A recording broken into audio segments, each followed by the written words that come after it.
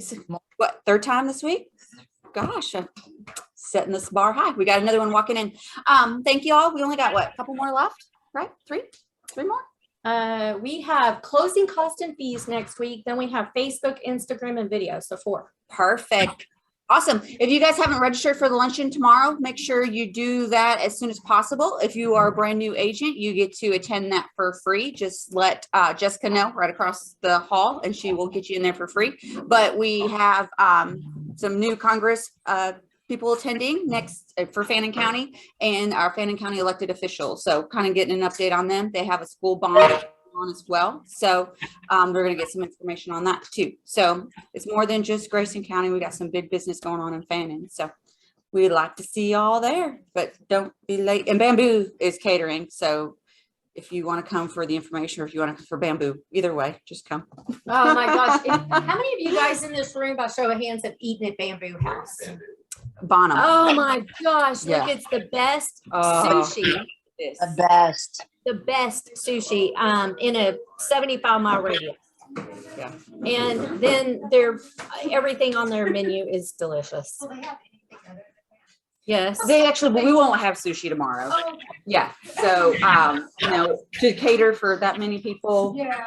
And to pay for it, but yeah, no, so it won't be sushi tomorrow, but you'll have to go if you are a sushi lover, definitely have to go to the restaurant, try it out. It's amazing. But awesome. Thanks, Michelle.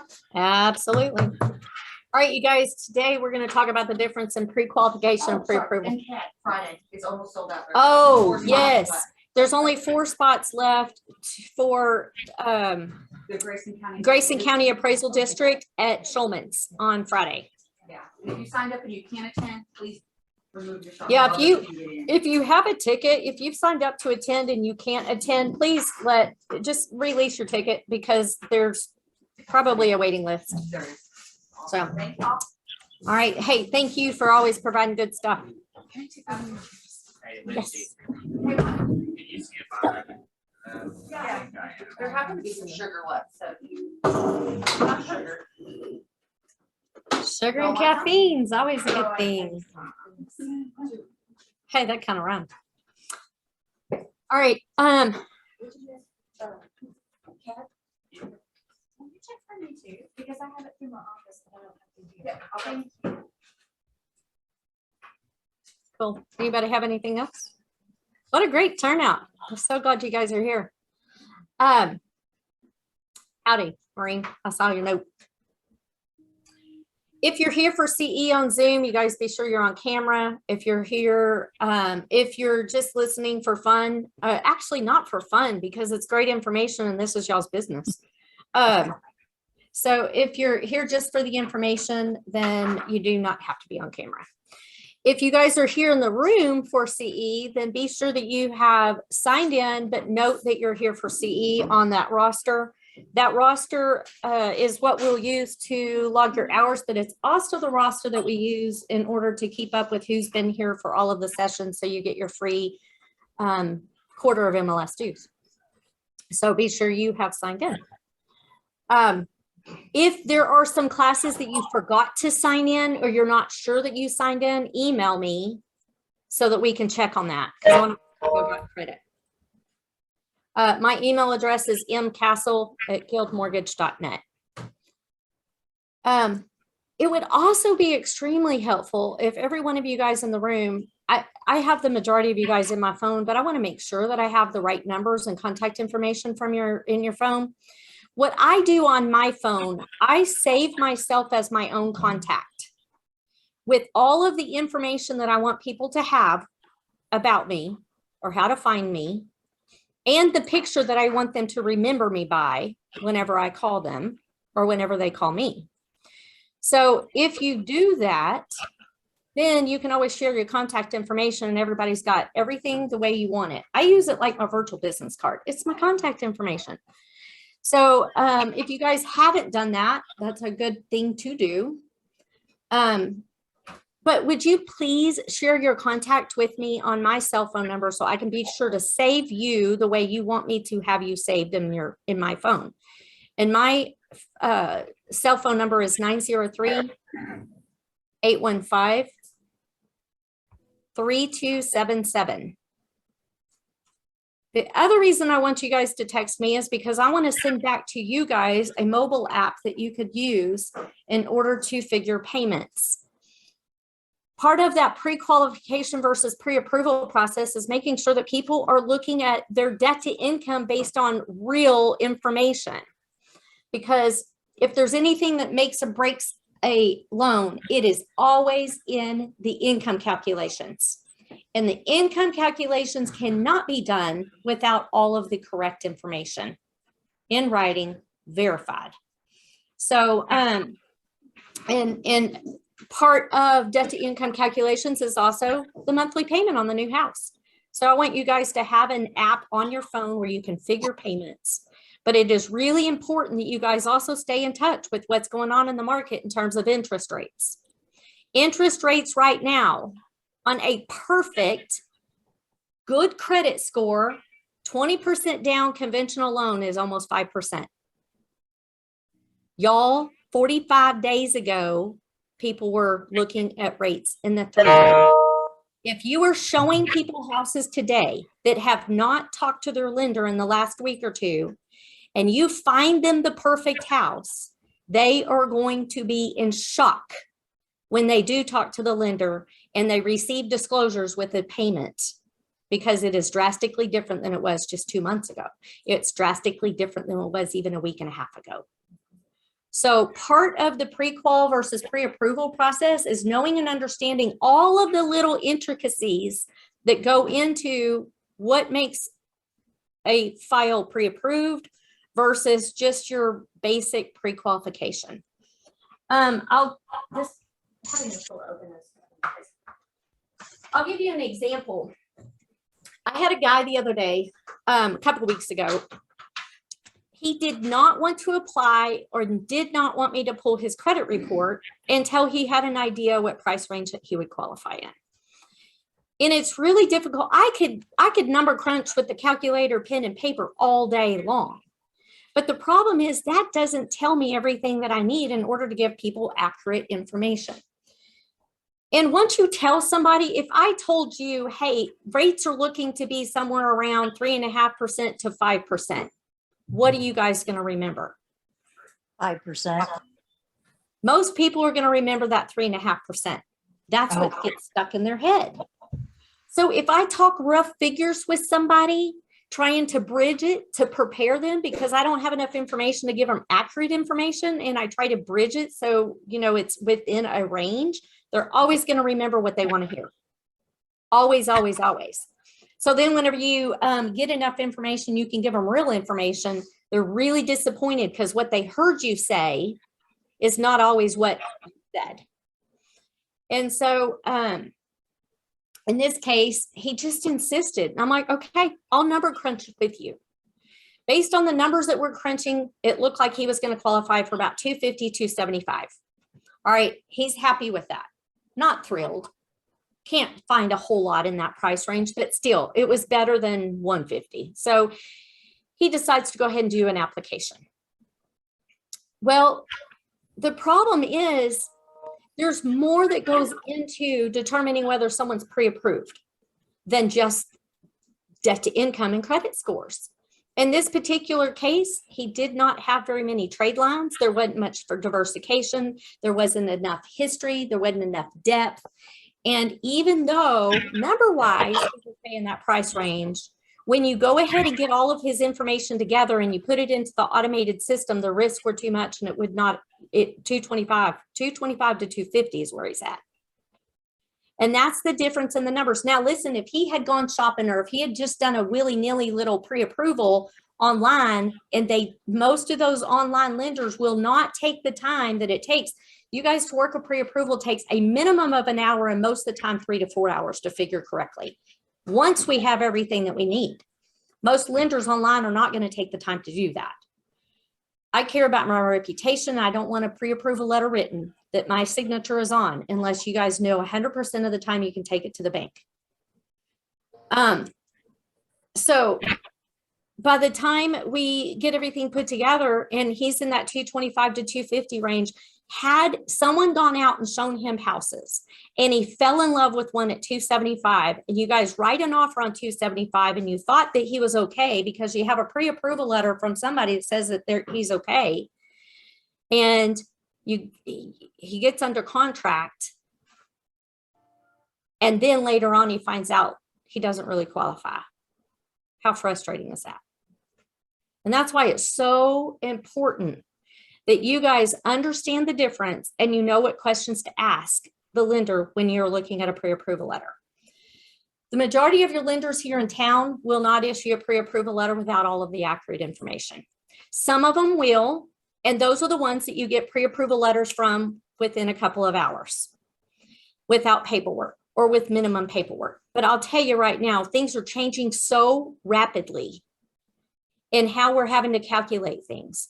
Rates are changing so rapidly. People that were pre-approved 30 days ago that were right on the edge from a debt to income standpoint with the new rates, there's quite a few that do not qualify anymore. You should not be showing them houses. So before you guys spend a lot of time showing houses, you need to know, I want you guys to have the confidence to ask the questions. And if a lender gets pissed off because you're asking the questions, that's not your problem. That's theirs. You're doing your job. At the end of the day, if someone is not writing a check with cash to back it up in their bank account, you need to be asking who's writing the check the questions. So that's what I hope that you guys get from this today. What questions do you ask? And I want you to have the confidence to ask the questions because you know why it's so important. I just feel so strongly that as humans, we should do everything that we possibly can do to keep from upsetting people. And one way to do that is to make sure that they have money behind the letter that was written. So when you find them a house, people aren't upset, disappointed, and talking about what a terrible. No, go on. I'm busy. I'm not holding you. Go on. Oh, I need to be on mute. So sorry. That was fun though. Children and animals. So let me pop over to the actual slide. I had trouble getting on, so I hadn't done that yet. So hang on one second.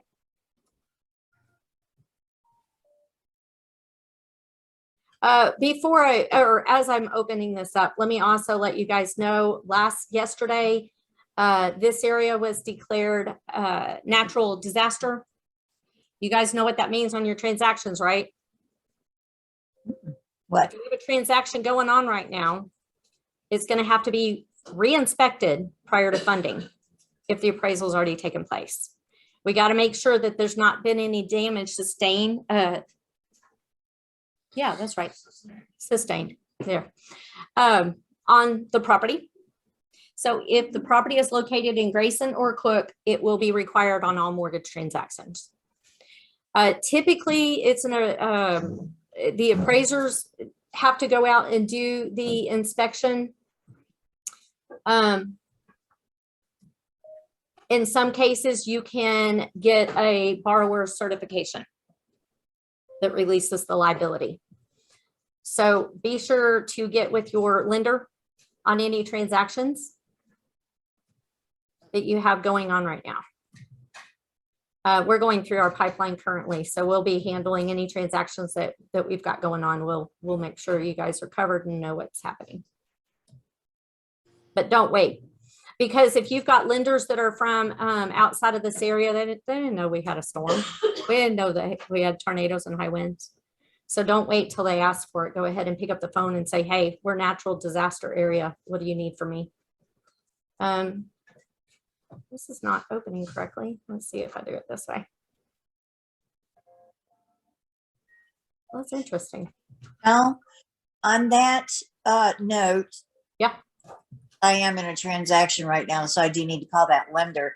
Does that mean my buyers will have to pay for another appraisal? No, they could possibly have to pay for an inspection. Okay, all right. Yeah. So it depends on the loan program and where you are in the process as to whether or not you do a borrower's certification. Boy, I'm telling you. Or if you've got to have the appraiser go out. Because my appraiser was just out last Saturday and my inspection was last Saturday as well. Yeah, but that storm, since that storm came in on what, Monday or Tuesday? Monday? Yeah, Yeah. we'll have to go back out. Okay, I'll call them today. Yeah, somebody will have to certify that, so. Okay, thank you. Uh-huh. Yep. All right, it's taking a little bit to come up. Does everybody have a copy of the handout that I provided? Does anybody want to share a story about how, well, just anything in that whole conversation of pre-qual versus pre-approval? Gina, do you have one? Yeah. Here. You'll just have to hold these up like flashcards. Okay, I can do that. So I wanted to make sure that you guys had a good handouts that were helpful for you. Every one of these I can email or text to you. As a reminder, a good way for you guys to keep up with some of this information on the fly, because that's how you guys live a lot, is to take pictures or screenshots of all of this stuff and save it in a folder in the photos of just resources, just good information for you to have. Because, you'll be out and about networking and someone have a question, and it's always nice to get back, exchange information and get back with them, but it's also nice to go ahead and have the answers on hand. So the first one just kind of goes over, actually, what is that one? Underwriting at a glance. Okay, cool. This just kind of gives you an idea what to expect in the different down payments, because there's still that misunderstanding that you have to have a large down payment to buy a house. And so this is just a chart that shows you all of the different loan programs that are available with less than 5% down. And there's quite a few when you look at that chart. So,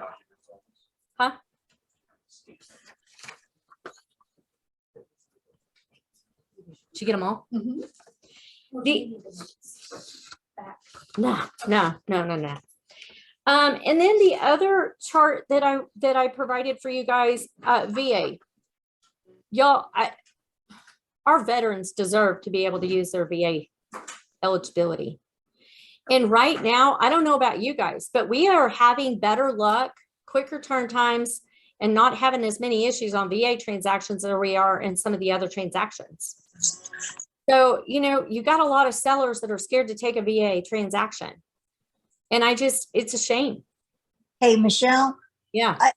One of the things that I'm seeing is that agents don't realize that VA doesn't charge the seller all of those fees anymore. The lack of education, because VA does not charge the seller all those fees anymore. We've got to get that information out there. Yeah. And I don't know if you guys could think of, maybe we need to create a flyer that says why VA and point out all the positives of VA.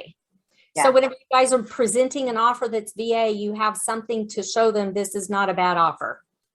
Right. Yes. On Facebook, if you look up Mutual of Omaha, they are doing you get a certificate for realtors, and it goes over the whole VA process. It is awesome. I did that in January. Yeah. And it was a plethora of information. And it's through Mutual of Omaha. They're in Houston, Texas. Mutual of Omaha has a VA certification that you can go through so that you have a better understanding of the pros and cons of a VA loan. It's like a 2-hour webinar thing, like an interaction. It's a 2-hour online. So Mutual of Omaha in Houston is the one that actually put that on. So you guys might want to check that out, just so that you can. To me, education is empowering because it gives you the confidence to ask the questions. It gives you the confidence to be curious. And when we're curious, we learn. I'll send that to you, so if you wanna send it, like, if people ask, That'd be wonderful. it can be a point of contact. Yes. Yes. And then I'll use that also to put material together. No, I'd love to see how they have that presented. really good. Yeah. Yeah, we'll do that. All right, for today, we're going to go through this rather quickly. I want to make sure that you guys understand the difference between a pre-qualification and a pre-approval. Basically, when you're looking at a pre-qualification, that is done based on the information that the customer provided. All right. There, right now, Fannie and Freddie. So Fannie and Freddie are the two agencies that backs the mortgage loans, a conventional mortgage loan. So it's their guidelines that we have to follow. Now, on top of their guidelines, lenders impose their own guidelines based on their risk threshold. Because we service our own loans, we don't have to worry about imposing those overlays, but a lot of lenders have additional overlays. So I'm just talking about the basic plain Jane overlays. But right now, what we are experiencing is Fannie and Freddie both are auditing 100% every single file that they closed and funded, or that lenders closed and funded in the last 2 years are being audited right now.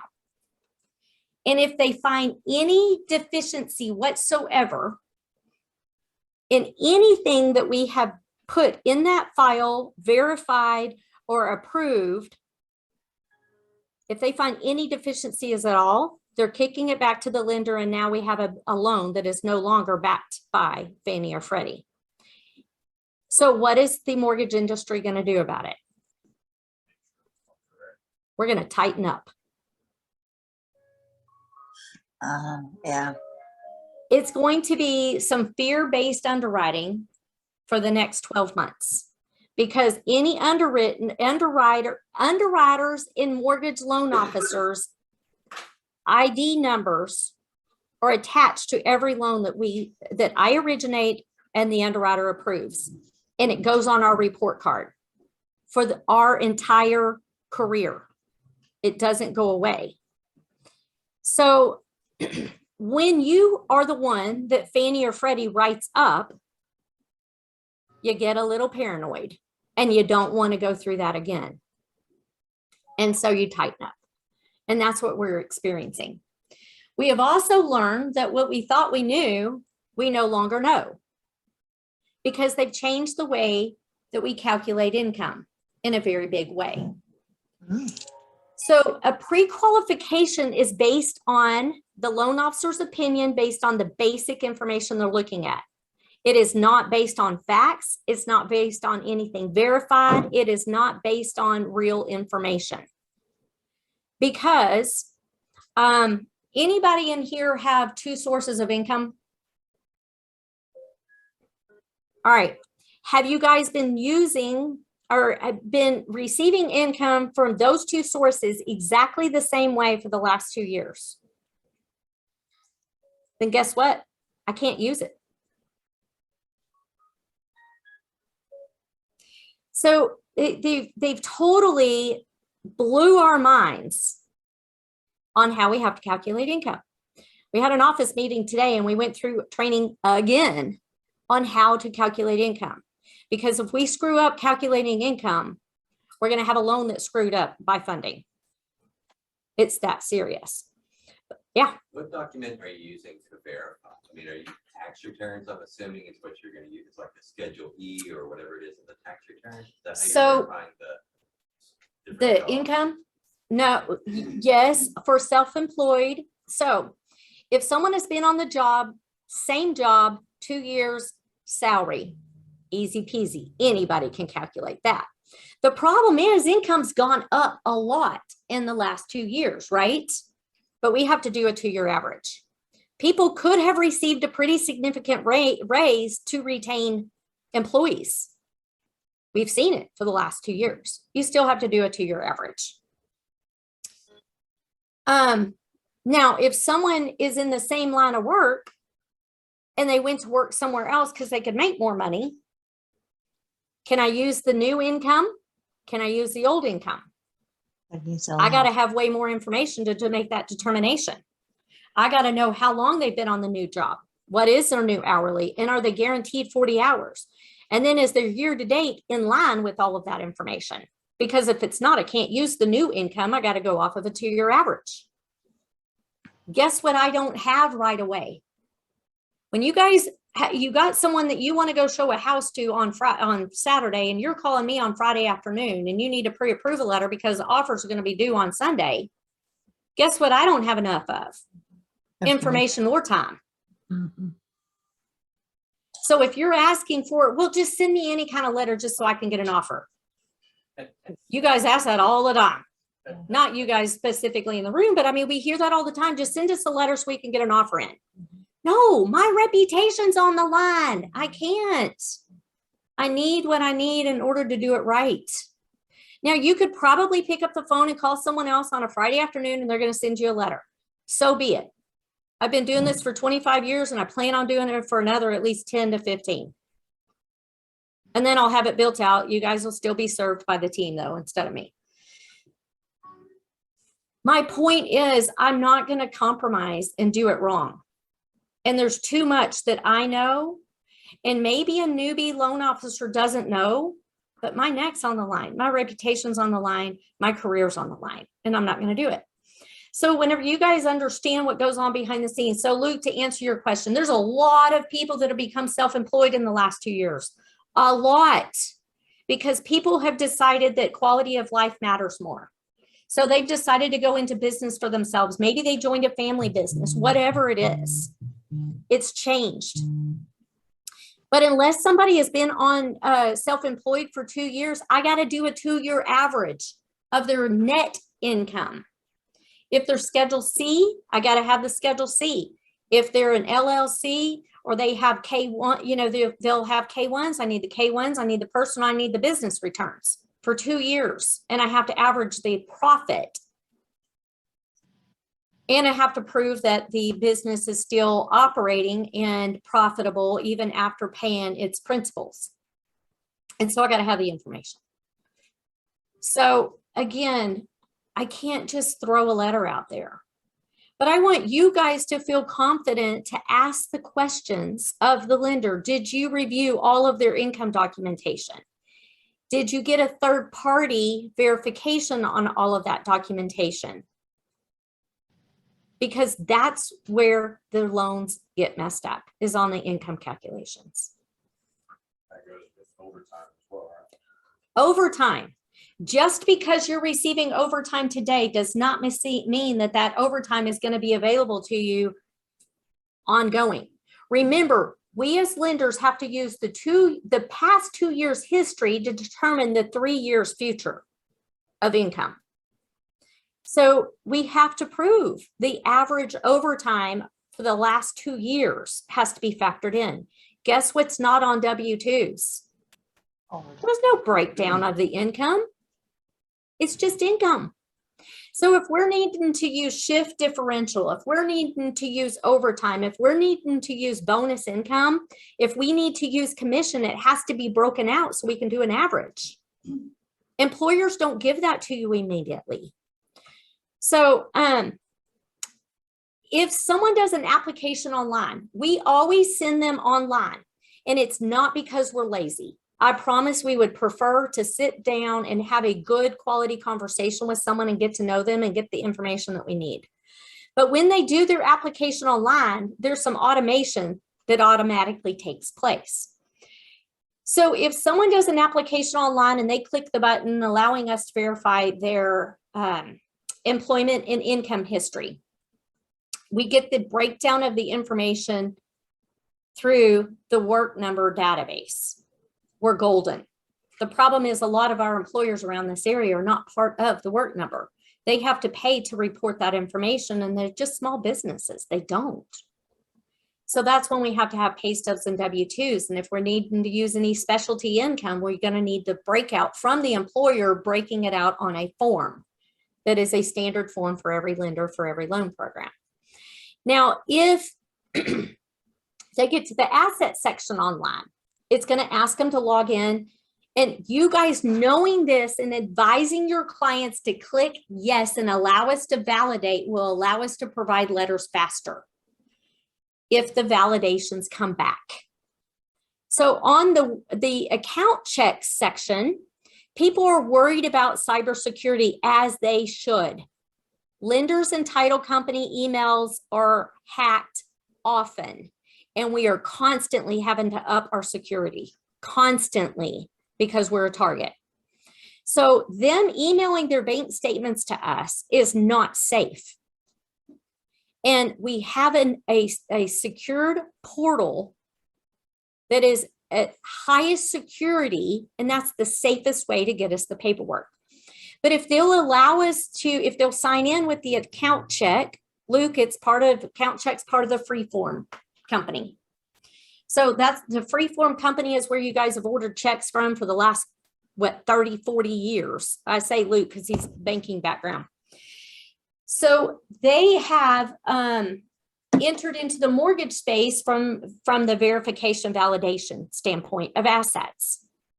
And so if people will go ahead and log in and allow us to retrieve the information that we need on their bank statements, we won't have to have them upload their bank statements or email them to us. And what we're looking for is how long has the account been open, what's the average of the deposits over the last 60 days. So if they've had any large deposits, we got to source where that money came from.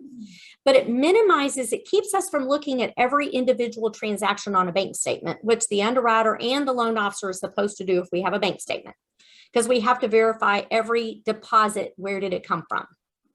But guess what else they'll be looking at is if there is a payment coming out of your bank statement that's not on your application, there could be a liability that we don't see on the credit report that needs to be disclosed and included in the debt to income. So those are some of the things that are looked on the bank statement. However, if we get validation from from account check, we're not going to scrutinize the bank statement. So please, please, please do that, because it's just more work for everybody else whenever you don't. Not all banks are on account check, though. We still have smaller banks around here that aren't on that system. However, they have changed also the way we can validate income from the bank statements. So we can use the account check. We'll go in and validate any payroll deposits and automatically calculate the qualifying income. So again, the online portal allows some automation. It allows some efficiency. It's safety. It's a lot more secure from a cyber security standpoint. And it also will allow you guys to get answers faster as long as all of this information is validated. If it's not validated, then it is not a pre-approval. It's a pre-qualification. Now, let me tell you, every single loan program has its own set of guidelines. So when you guys say and when I refer to the Castle team at Guild Mortgage wants to provide your buyers with 3 options. It's really important to us that we give them 3 options. Why 3? It's psychological. 2's not enough. 4's too many. 3's perfect.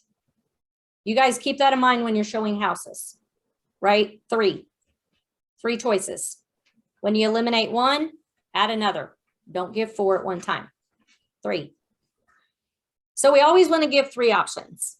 And we're going to try to provide different loan programs. We're going to first try conventional because we know we could write pre-approval letters all day long. But if you guys can't get contracts, what good does that do?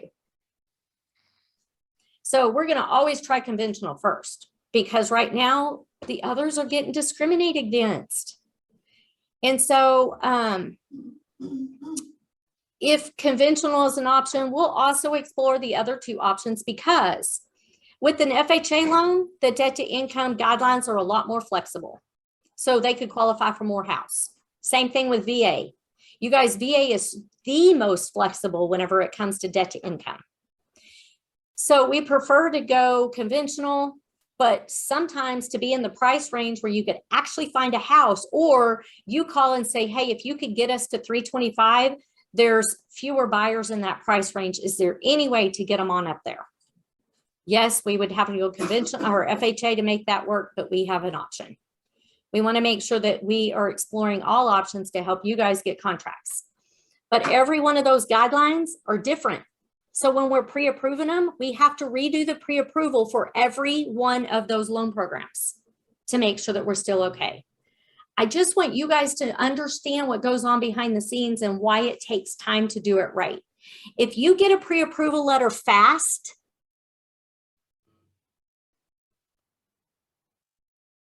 there wasn't enough time taken. Ask questions and just realize that chances are it's not really a pre-approval. So a pre-approval by state law is really limited on the information. So you will notice the pre-approval purchase price, loan amount, product, and down payment. Now the letters that we use also will expand on what we have reviewed and verified. If you ever see a pre-approval letter and it says verbal versus in writing, if the boxes are checked verbal, it is not a pre-approval letter. And it's not because your buyers are lying. It's because they don't know what they don't know. They don't do this every day. So in writing, validated is really important. The things that you want to ask someone, and I actually have a checklist, and I didn't bring it. Not all brokers love my checklist because some of them feel like it's asking the lender too many questions.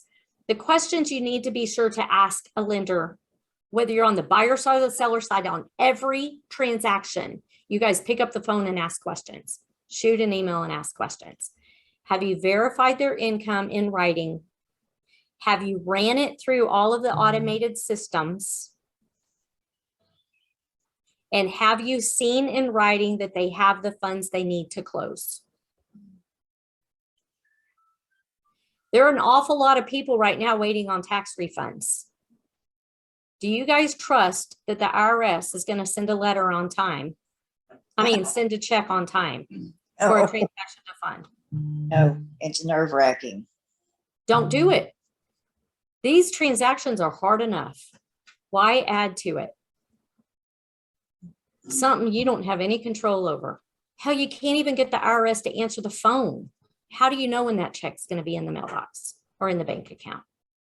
So ask the questions. Is the money already in the bank account? Are there funds for closing already in the bank account? Does the IRS check half the season? No. Well, okay, so all they have to do is get it.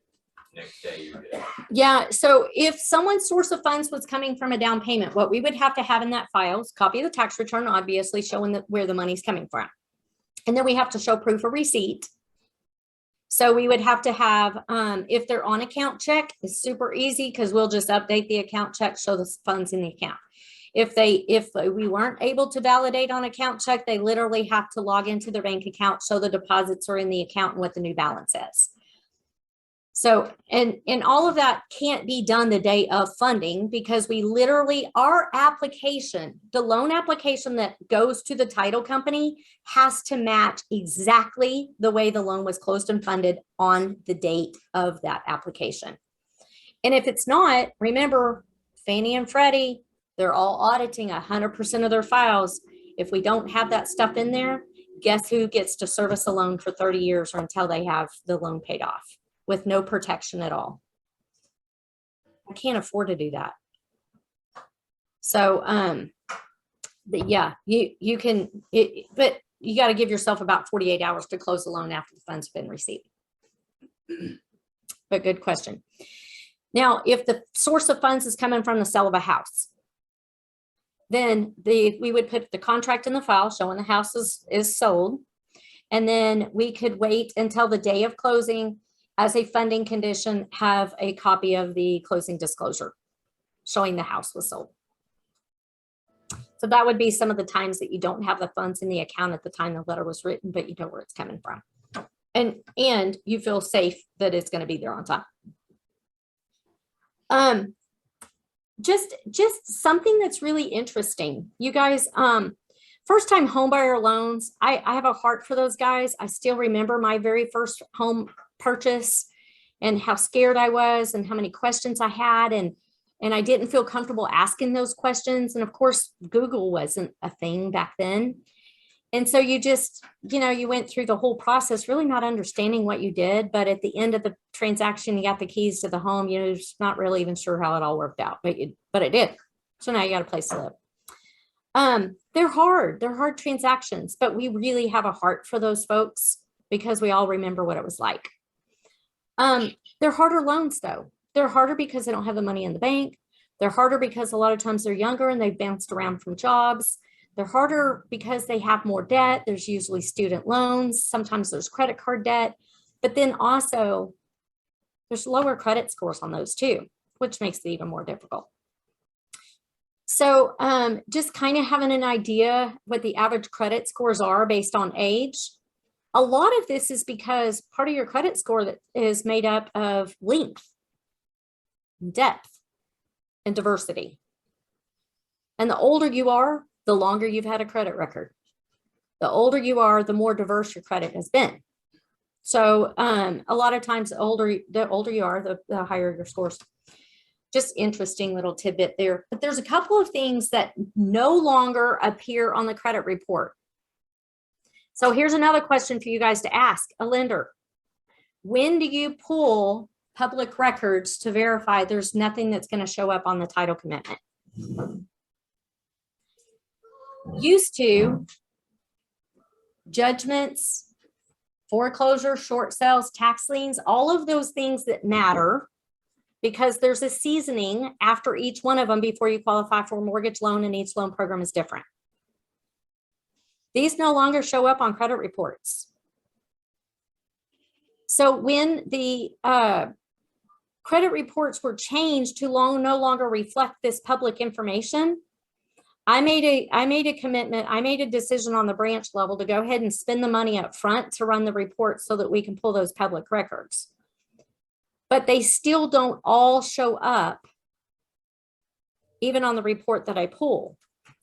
The other report that I pull up front that it cost us money that not most lenders will not pull up front is a flood certificate, because part of qualifying for a house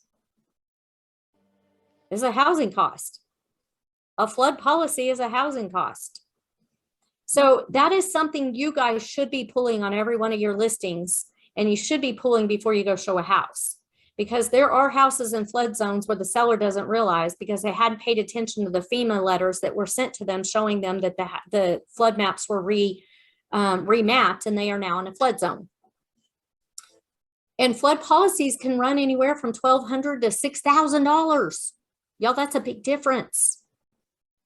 And so there's a lot of those things that affect a pre-approval that we're going to do up front, because I want you guys to trust a letter that my name is on, knowing that it's going to be okay. The deal's going to fund, and you're going to know what's going on every step of the way because we communicate. And if it's going to be a tough, bumpy ride, we're going to tell you up front. And if we hit turbulence after we've gotten started that was unexpected, we're going to figure it out. We're going to work together and we're going to make it work. So we have to go to the extra mile to make sure that all of these things are checked. So ask them, when do you pull a flood certificate?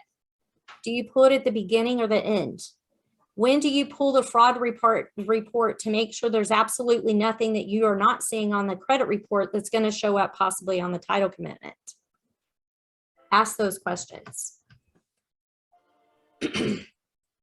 So some of the other things that are showing up, and you guys, credit card, I don't know if y'all saw my post the other day. Credit card usage went up more the last quarter of last year than it has in 22 years. Y'all, that was before cost of living has risen as much as it has in the last 90 days. So what do you think is happening with credit cards right now? And the Fed's raising the rates directly affects credit card interest. What do you think's about to happen to all those credit card balances? So that's going to affect our home buyers. It's going to affect some of your home sellers. Don't list a house without the seller. If the seller is selling their house before they list the house totally. Y'all need to make sure that they are okay to buy. I can't tell you guys how many times we have, since we service the loans, we've got a couple thousand people in our servicing portfolio. We get phone calls from sellers who are shocked. Their payoff isn't what they thought it was. You know why? Because they forgot they didn't make payments for a year. And not only that, but they didn't pay taxes and insurance because they deferred their payment. Now they owe the money and it's added to their payoff. So what they thought that they were going to net is not what they're netting. And guess what? If they haven't done what they're supposed to do since they had their payments deferred, they don't qualify. How awful will you feel if you make your sellers homeless because they did not ask the questions and reach out and talk to a lender first before they sold the house? It's happening. I'm seeing it. It's sad. Don't do it. So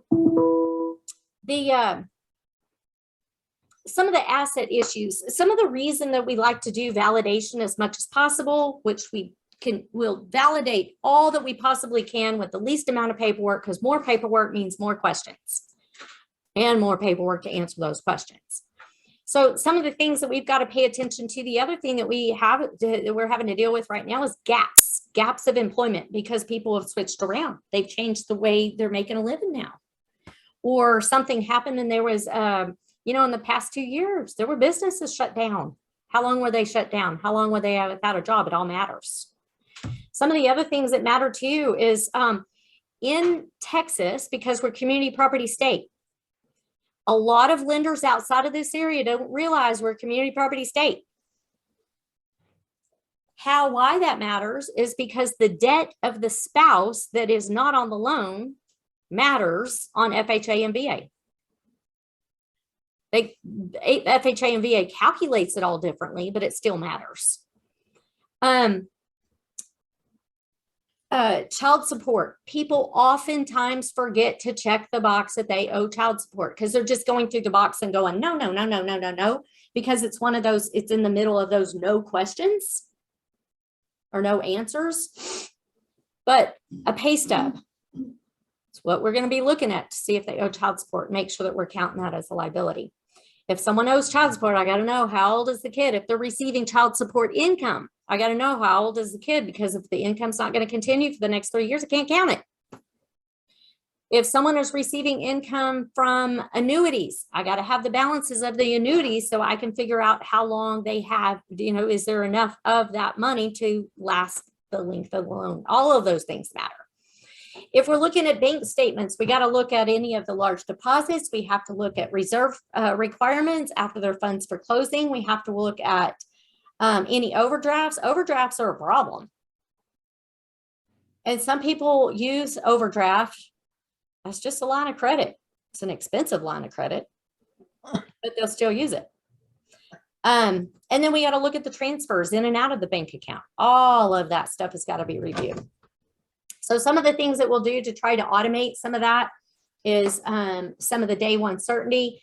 I am so jealous of some of my friends in the bigger cities, because employers are work number validated, account, their banks are all account check validated, and their neighborhoods, it's all cookie cutter houses. So literally someone could do an application online, income and employment verified, assets verified, don't need an appraisal. They can close in like 7 days. We could too if we didn't have to wait on all of the third parties. It's not the lender part that takes so long. It's all of the other validations. So when we get a validation, and we get on our about 60% of the loans that I do are conventional loans. And about 70%, I was looking at a report the other day, I can't remember, it was like 65 or 70% of those conventional loans, we get an automated validation of one of the three.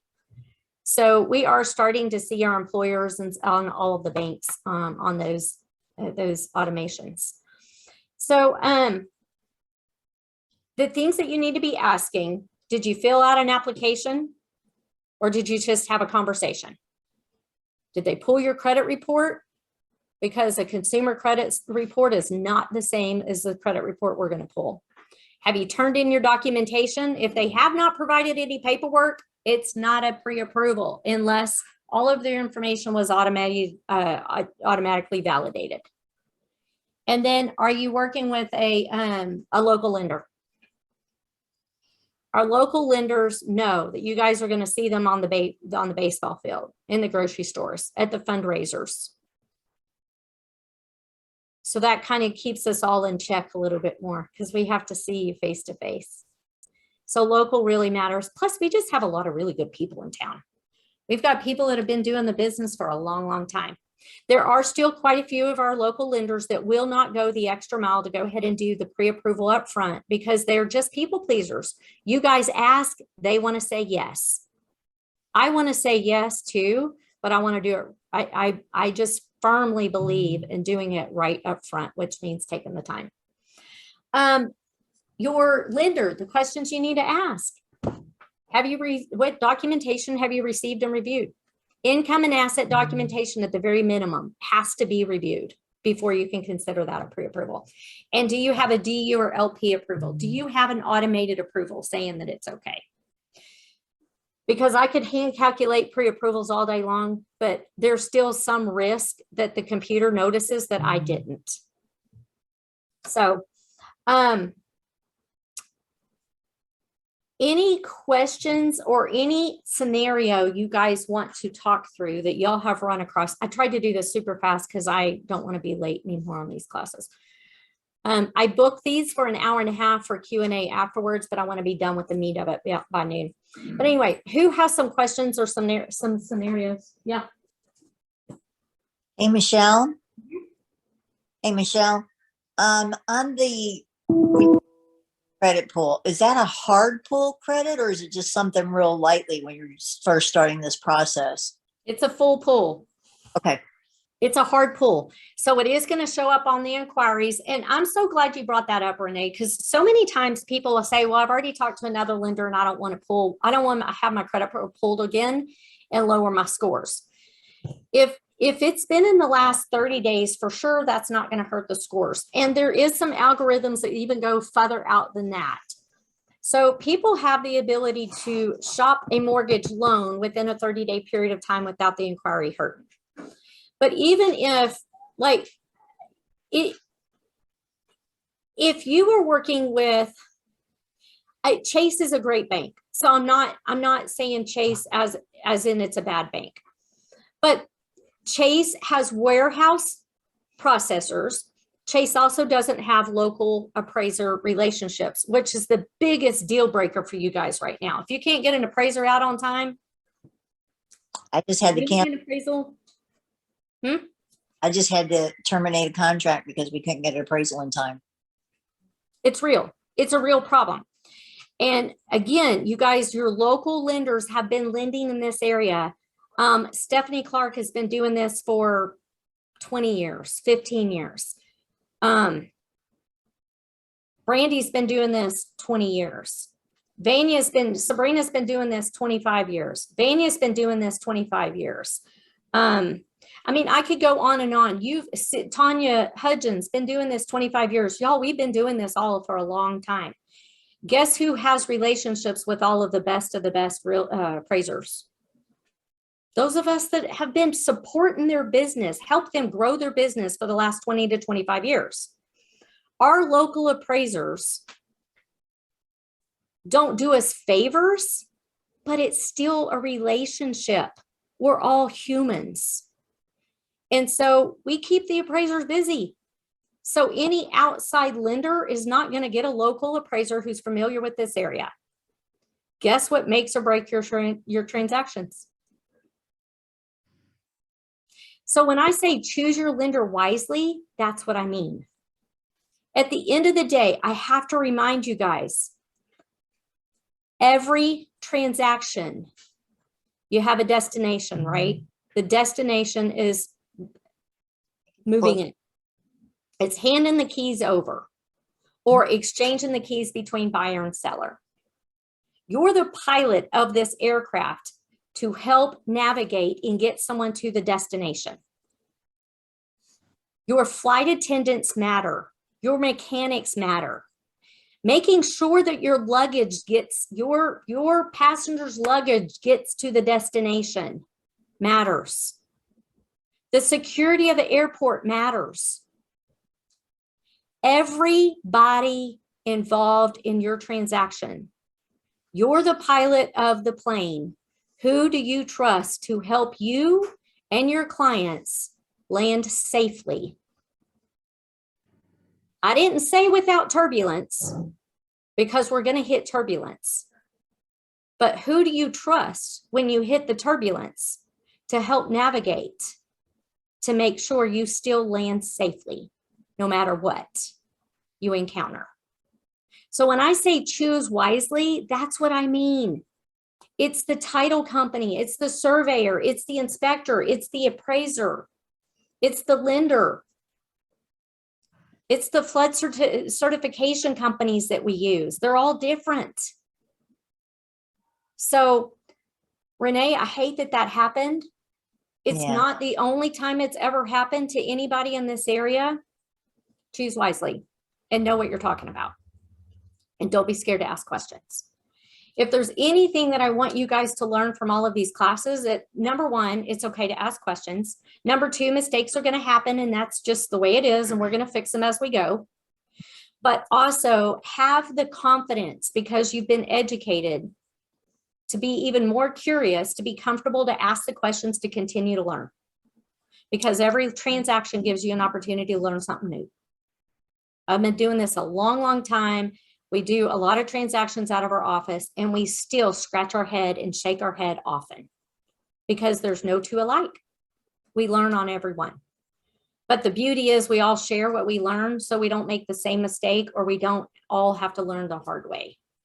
So you guys need to do the same thing. I created a safe space on Facebook, Your Realtor Community for Business Growth, I think is what I renamed it.